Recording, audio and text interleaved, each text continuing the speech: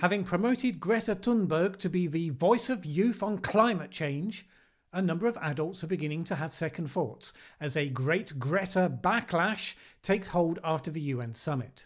The IPCC summarises what we know about the impacts of climate change on the oceans, and climate scientists who support Extinction Rebellion talk about the group's sketchy grasp of the science. My name's Mallen Baker. This is the Mallen Baker Show for Changemakers. On Monday we had the UN Climate Summit. Through the course of a very long session, we were meant to have world leaders giving details of the concrete steps they were planning to take to get to net zero carbon by 2050. But mostly the event came to be defined, once again, by a speech by Swedish teenager Greta Thunberg. You'll have seen this already, no doubt, but let's just remind ourselves what that looked like. Yet you all come to us young people for hope. How dare you? You have stolen my dreams and my childhood with your empty words, and yet I'm one of the lucky ones. People are suffering, people are dying, entire ecosystems are collapsing. We are in the beginning of a mass extinction, and all you can talk about is money and fairy tales of eternal economic growth. How dare you? You are failing us. But the young people are starting to understand your betrayal. The eyes of all future generations are upon you. And if you choose to fail us, I say we will never forgive you. In last week's roundup, I said that whatever you thought about Greta, I thought it incontestable that she'd handled her US trip with her testimony to Congress last week, as well as the appearance on US talk shows, really well. I have to say, in my unpopular opinion of the week, that I think she rather fell at the last hurdle. I thought that the tone of the speech to the UN was remarkably different to her usual one. It was angry, emotional, almost a rant. And I know, if you're a Greta fan and she can do no wrong, you'll be saying she has every right to be angry, etc., etc. But of course, this was a deliberate choice for the tone of voice for a prepared speech. Presumably, the purpose of such a speech is to persuade. And for those interested in the objective question of what persuades and what doesn't, I think this intervention was unusually not well judged. I'm speculating that perhaps she's been influenced by her exposure to some of the more voluble and demonstrative of the American left climate campaigners. For instance, this example here from last week. I'm sick of it, and so are all of you. And we are not here to talk about our sacrifices and our doom and gloom and not existing. We are here to create! Yeah! We are creating this movement every day, because every day of inaction drives more action from us! Yeah, not a great role model for anybody. So maybe that's what was influencing Greta Thunberg. Gone was the politeness matched with the blunt words that has been so effective in making her influential in the way that she is. Replaced with a scowl and an angry, hectoring tone, the "if you fail us, we will never forgive you" line was not a winner. Maybe it doesn't matter. But for me, it's an approach that's polarising, and we certainly saw that in the aftermath. The Greta fans, of course, were delighted, particularly with the "how dare you" line. But others reacted really strongly against the tone and the message. And look, there have always been trolls. But the reaction this time was a lot stronger and, more importantly, wider. I saw men and women who had broadly been supportive or silent in the past, feeling moved to make comment. To the point where one of the most common messages I saw in the immediate aftermath were people on the right asking their supporters not to go after her. Still, at least she knows that even though he wasn't in the room at the time, the most powerful man in the world got to hear her message. We know because he expertly trolled her via Twitter. And then, of course, she did what any 16-year-old would do when trolled by the President of the United States. She put his words temporarily into her Twitter bio. Good fun being had by all, apparently. She took the polarising action that one step further after the speech, launching a UN complaint with some other young people against certain countries that they felt should be doing better. Those countries were France, Germany, Argentina, Brazil and Turkey. Why those countries? Because the move was made under the Convention on the Rights of the Child, and those are the largest emitters that are also signatories to the convention. The US, China and India, not signatories. Unsurprisingly, President Macron and Angela Merkel, both of whom had previously endorsed Greta's school strike movement, were not best pleased. One French minister complained about her despair, verging on hatred. Macron himself said, all the movements amongst our youth or the less young are useful. But now they must concentrate on the people who are further away, those who are trying to block them. These radical positions will naturally antagonise our societies. Angela Merkel was more tactful in her rebuke. She said, I would like to take the opportunity to strongly contradict her in one matter. She did not adequately address the way technology and innovation, especially in the energy sector, but also in energy conservation, raise possibilities for reaching our goals. Now, as someone who's been sounding the alarm for the polarising nature of these messages, as expressed in the UK via Extinction Rebellion, what can I say? But it's about time. And if you think it's only the voices of the crusty establishment having misgivings about the message, Boris Palmer, a prominent figure in the German Green Party, said he was worried that her movement was becoming radicalised. He urged her followers to ignore her call to panic about the environment. If you're panicking, he said, you're no longer in a position to deal with things thoughtfully and therefore you don't achieve your goals. Well, it'll be interesting to see if we begin to see a ramping down now of the establishment, especially the UN, wheeling in Greta for every summit or meeting to stand there at the beginning and tell them off while they smile and applaud. Time will tell. Of course, the remarkable thing is that we're all talking about it. Michael Knowles produced Fury by talking about it on Fox. Piers Morgan and Toby Young were talking about it on Breakfast TV. The papers were writing about it. And various people made fun of all these people that had a problem with Greta who were talking about it. Here was one of the best responses. I get irrationally angry at a Swedish girl who wants to save the planet. Luckily, there's now a number I can call. Hello, you've called the Greta Thunberg helpline. If you're a grown adult who needs to yell at a child for some reason, the Greta Thunberg helpline is here to tolerate you. And so it was suggested that this was all business as usual, and there's just Greta doing her thing and foolish people who have a problem with her. But as I say, this one was substantively different. The tone was different. And the reaction wasn't just the usual people objecting to the idea that anyone should listen to children about anything. It was people who have supported the principle in general, but who are now starting to hear the specific message.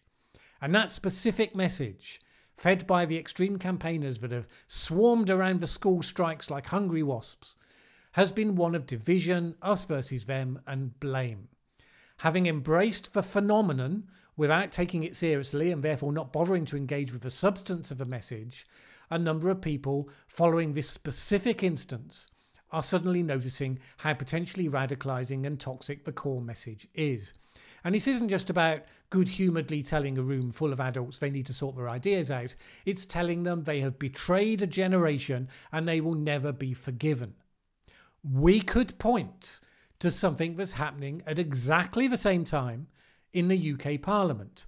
Tempers over Brexit reached overload this week, and there was huge controversy over the Prime Minister's repeated reference to a surrender bill, which his opponents said fueled a toxic national atmosphere and could lead to violent attacks against Remainers. It's worth noting that the rhetoric they were pointing to was arguably no more toxic and indeed almost identical to that used by Greta at the UN. It's just that one was delivered by a child and the other was delivered by Greta Thunberg. Sorry, couldn't resist. Shouldn't we have been talking about the other things that happened at the summit? I mean, even if you thought Greta did the best job in the world, shouldn't we actually be talking about what the national leaders had to contribute? Well, maybe that's just because it's far more interesting to talk about Greta, and especially that moment when Trump passed under her withering glare.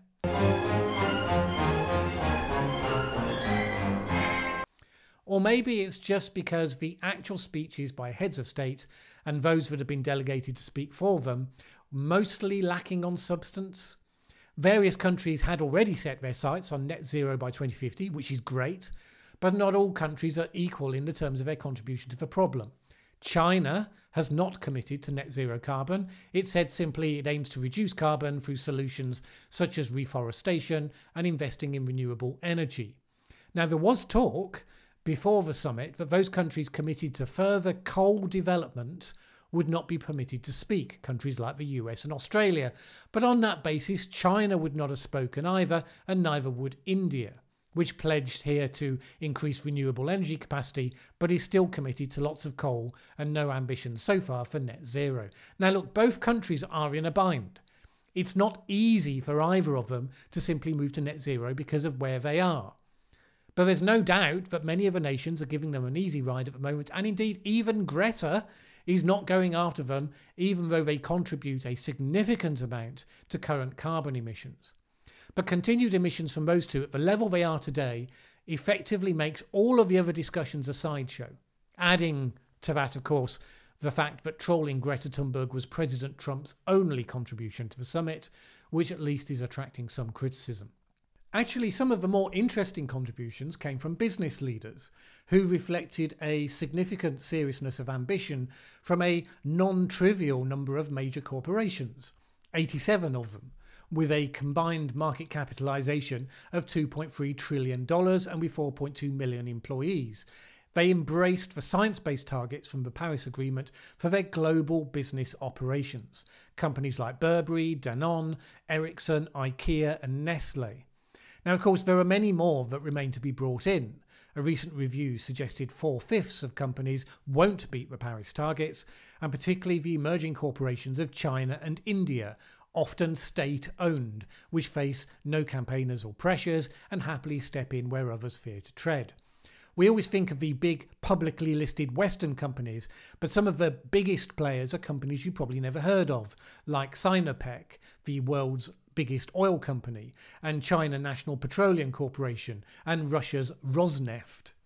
Surely these are things we should be talking about. And the starting point that says it's kids versus adults and we're watching you, it's not a sufficiently mature lens to be looking at what needs to be done and by who.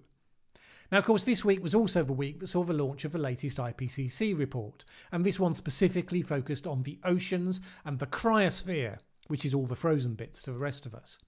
By and large, the report didn't tell us much that we didn't already know about the overall effects of climate change in terms of the oceans and the Arctic and the Antarctic. Some of the figures of how fast and how far got revised slightly upwards. Nothing much got slightly revised downwards, except possibly the fact that we don't think the Gulf Stream is going to disappear this century. The basic headlines go like this. As we know, the Arctic sea ice is declining and has been declining in all months of the year. The rising loss of Antarctic ice is contributing 700% more to rising sea levels than it was 2 decades ago. The rate of sea level rise is increasing, worth noting because it had stayed steady for a period of time at 3 millimetres per year. This increase had been expected because of the melting Antarctic ice, as I mentioned in my recent video replying to Bjorn Lomborg. Near-surface permafrost at the Arctic will have some degree of melting, with a wide range of uncertainty of how much. This will release more carbon and some methane. The additional release may be offset by new plant life. The additional CO2 currently being absorbed by the ocean means the water is steadily becoming more acidic, and this, plus changes in ocean temperature, mean we can expect some reduction in marine mammals, maybe between 15 to 25% this century. Glaciers in high mountain areas could lose between 20 to 80% of their mass, and bearing in mind some communities depend on those glaciers for clean water. The oceans and glaciers may feel like very remote locations, but they have a huge implication to all of humanity.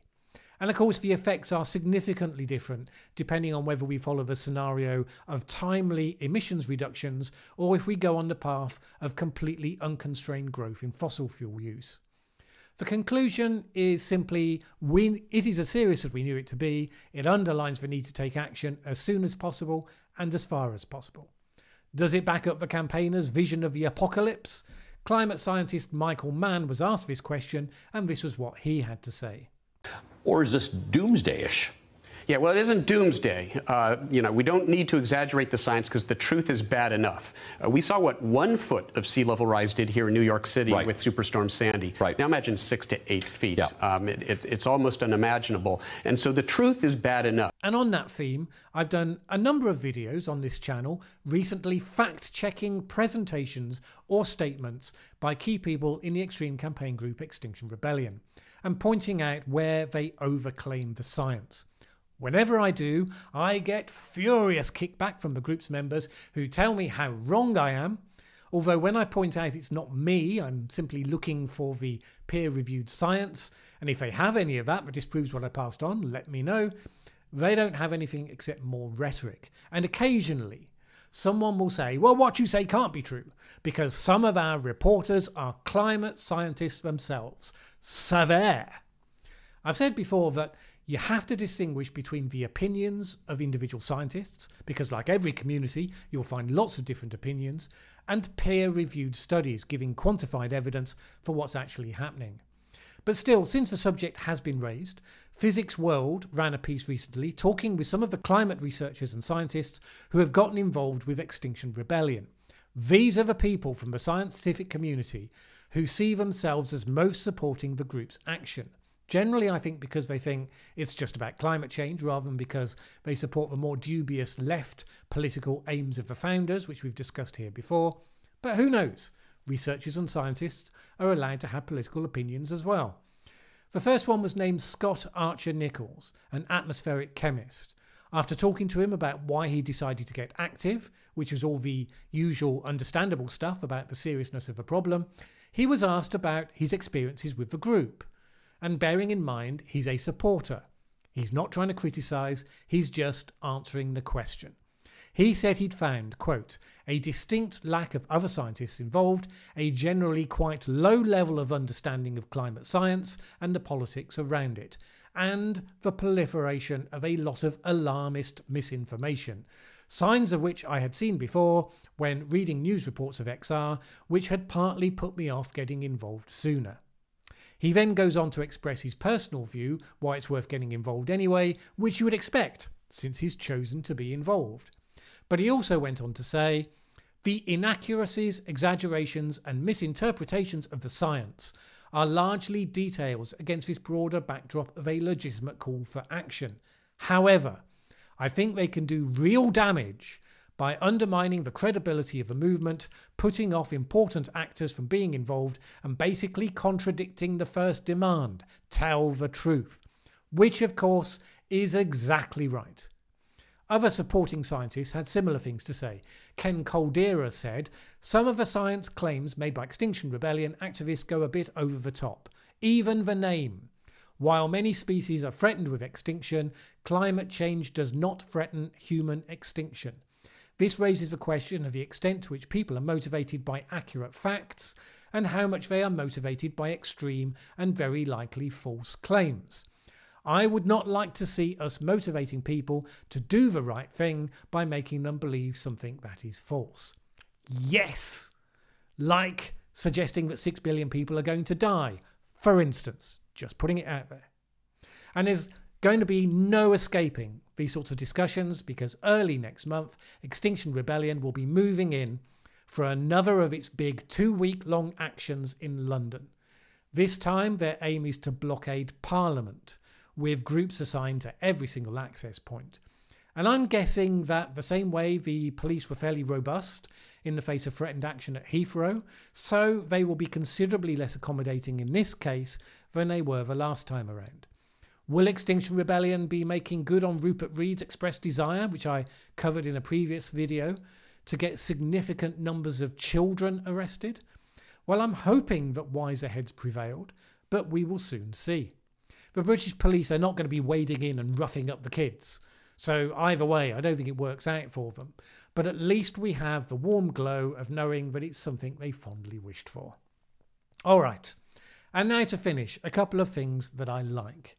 On the podcast a little while ago, I interviewed the amazing Caroline Casey, who is campaigning to get 500 major companies signed up to the Valuable 500, companies committed to putting disability inclusion on the agenda. Caroline is the most inspiring force of nature. She's legally blind, but nevertheless had a passion to do several things, one of which was to drive. There's now this brilliant video that's been released to mark, I think, Jaguar Land Rover joining the Valuable 500. And it's about how she and her similarly disabled sister finally got to live that dream.